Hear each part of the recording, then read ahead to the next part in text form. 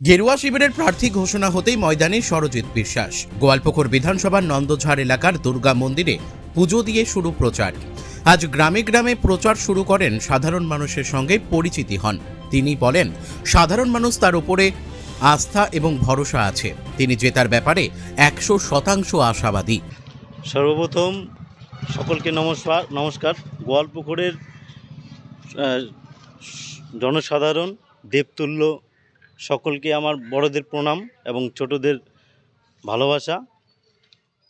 আশা করি আপনারা যেটা বললেন যে কতটা জিতা নিয়ে আশাবাদী।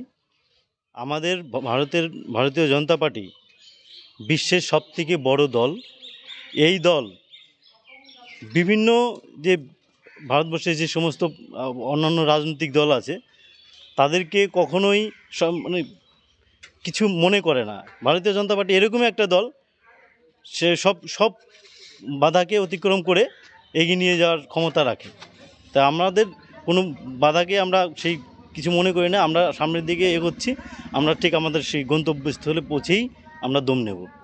বলছি যে কাকে প্রতিপক্ষ মনে হয়? এখানটা প্রতিপক্ষ বলে কিছুই নাই। এখানটায় গোয়ালপুকুরে যে জনসাধারণ, আমি একদম গরিব ঘরের ছেলে।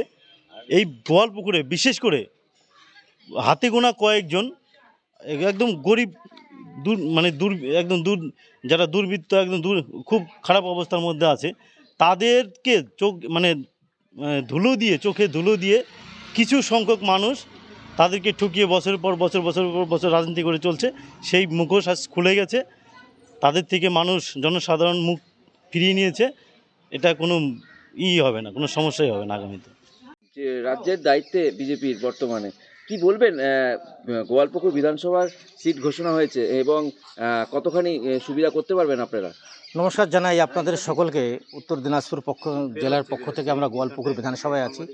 গোয়ালপুকুর বিধানসভায় আমাদের কার্যকর্তা, যে প্রাক্তন মণ্ডল সভাপতি, আমাদের একনিষ্ঠা কার্যকর্তার আমাদের দলের প্রার্থীর তালিকায় তার নাম এসেছে এবং আমাদের নিচুতলা থেকে উপরতলা সকলেই একটা খুশির হাওয়া।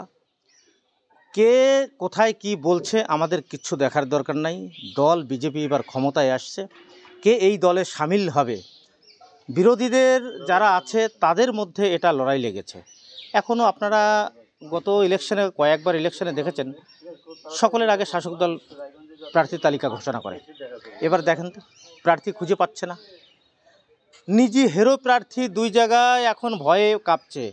আর আমাদের এখানে তো কে বিরোধী থেকে আছে? কেউ নাই। বিজেপির সামনে কেউ থাকতে পারবে না।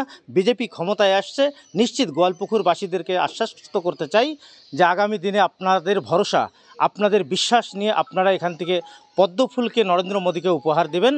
এই পদ্মফুল দিল্লিতে গিয়ে আমাদের গোয়ালপুকুরবাসী এবং সারা পশ্চিমবাংলার জনগণ যে সমস্ত বৈমুখে হয়ে আছে তাদেরকে সহযোগিতার হাত বাড়াবে। ডবল ইঞ্জিনের সরকার বসবে। এটাই হচ্ছে বিজেপি।